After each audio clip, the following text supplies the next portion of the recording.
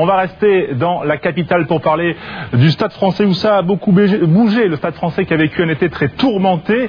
C'est une grosse révolution à laquelle on a assisté. Il s'est passé pas mal de choses. Le club, eh bien, c'est fini. L'ère Guazzini, c'est terminé après 19 ans de règne. Voilà une tourmente financière et un nouveau président qui est arrivé, Thomas Savard. Le club sauvé, un effectif renouvelé, beaucoup de changements. Philippe Broussard va nous éclairer pour nous dire ce qu'il s'est passé. Je parlais de révolution de velours tout à l'heure à Clermont. C'est plutôt là une grosse révolution à Charletti. Oui, c'est le moins que l'on puisse se dire, François. On a au moins refait les peintures du côté du Stade Français, avec, vous le disiez, Maglosini qui n'est plus là après 19 ans à la tête du Stade Français. Il a dû laisser la main, mais les joueurs ne l'ont pas oublié. Pour preuve, avec ce maillot spécial pour cette première journée, ce merci Max. Plus de Max Guazzini, le nouveau président, vous l'avez dit, c'est Thomas Savard, c'est lui. Le voici, il était bien évidemment présent pour cette première. Nouveau staff également, Michael Cheika est toujours là, mais il a été rejoint par Christophe Lossuc et il sera rejoint après la Coupe du Monde par Mario Ledesma. Beaucoup de nouvelles recrues. Il y a eu 16 départs, 21 arrivées. Vous avez aperçu Baron Keller, Jérôme Filiol qui revient à l'aide de Malmanche, un All Black, Olivier Millou, l'ancien Bergalien qui revient également, qui vient du côté du Stade Français. Également David Lyons, l'international australien, qui vient renforcer cette équipe parisienne. Il y avait 11 nouveaux joueurs sur les 15 de départ du côté du Stade Français aujourd'hui. Voilà, du nouveau face à un nouveau venu, Bordeaux-Bègles plutôt, donc dans le top 14, le promu. Oui, le promu qui faisait ses premières armes du côté du Stade Français. Une équipe de Bordeaux-Bègles qui enregistre une recrue de marque, c'est Bruce Reana, qui était bien entendu titulaire pour cette première sur la pelouse du Stade Français. Bruce Reana, c'est un ancien All Black. Il a longtemps joué en Angleterre. Il jouait encore la saison dernière à Northampton, où il a passé de nombreuses saisons.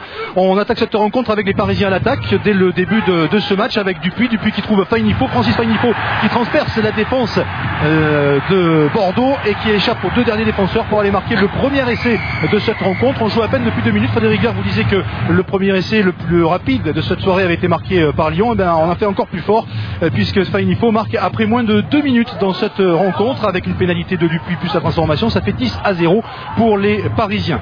On a passé les 10 premières minutes de cette rencontre et les Bordelais tentent de réagir avec ici Reana qui échappe à un plaquage. Reana qui rentre dans les 22 mètres. Il trouve le soutien de Treloa, l'ancien Bayonnais. Un ballon toujours pour les Bordelais avec Julien Ray qui a ramassé ce ballon sorti par Julien Serron pour Fraser qui trouve Clarkin, le capitaine, qui en tombant glisse ce ballon à Nicolas Descamps. Le pilier de Bordeaux-Bègles va marquer le premier essai de l'Union Bordeaux-Bègles dans ce top 14 version 2011-2012. Les Bordelais restent au contact après la transformation, ils n'ont que 3 points de retard. 10-7 en faveur du Stade Français.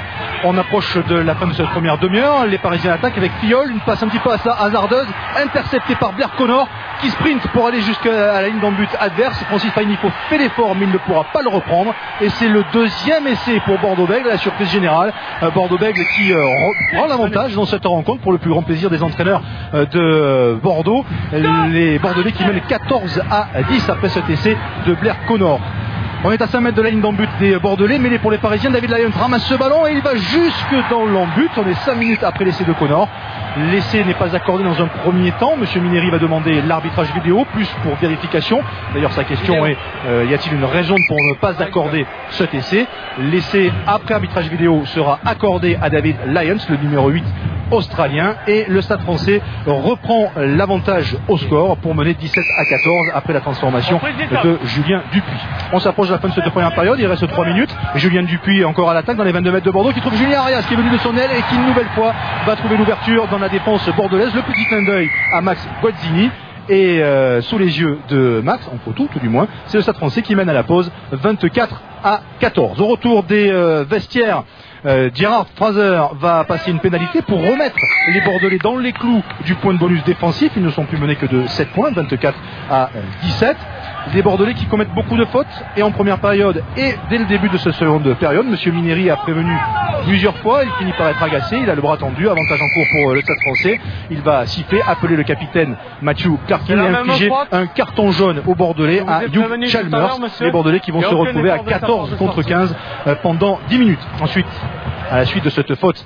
Julien Dupuis va se faire un plaisir de passer 3 points supplémentaires pour redonner 10 points d'avance au Stade Français, 27-17, puis 27-20 après une pénalité de Gerard Fraser. On a passé l'heure de jeu, les Bordelais sont toujours en infériorité numérique. Ballon pour les Parisiens avec Jérôme Pillol qui a failli y passer, il est repris, mais ballon toujours pour les Parisiens avec Dupuis qui lui voit l'espace et s'engouffre pour aller marquer le 4e essai des Parisiens dans cette rencontre. Julien Dupuis qui passera lui-même la transformation dans la foulée, et le Stade Français qui est en train de s'échapper dans ce milieu de seconde période pour mener 34-20 alors que les Bordelais ont encaissé un 10-3 en infériorité numérique. 34-20, les Bordelais vont essayer d'aller chercher le point de bonus défensif, mais après la sirène, ce sont les Parisiens qui sont à nouveau à l'attaque dans les 22 mètres de Bordeaux. Keller est entré en jeu, ballon qui va aller jusqu'à Slimani, la passe pour Djibril Camara qui va aller marquer le 5e essai significatif pour les Parisiens puisqu'il offre le point de bonus offensif aux Parisiens, même si la passe de Slimani est peut-être légèrement en avant. En tout cas 5 essais à 2 pour le Stade Français après l'essai de Djibril Camara. Le Stade Français qui s'impose au final 41-20 face à Bordeaux-Bègles. La victoire avec le point de bonus offensif.